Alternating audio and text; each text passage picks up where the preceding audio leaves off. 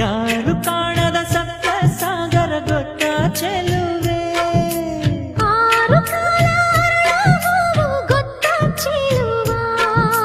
ಹೇಳಿಬಿಟ್ಟರೆ ಕೇಳಬಲ್ಲೆ ಮನಸ್ಸು ಕೊಟ್ಟರೆ ಹೇಳಬಲ್ಲೆ ರತ್ತು ರತ್ತು ಬಿತ್ತು ಬಿತ್ತು ರತ್ತು ರತ್ತು ಬಿತ್ತು ಬಿತ್ತು ರತ್ತು ಬಿತ್ತು ರತ್ತು ಯಾರು ಕಾಣದ ಸಪ್ತ ಸಾಗರ ಗೊತ್ತ ಚೆಲುವೆ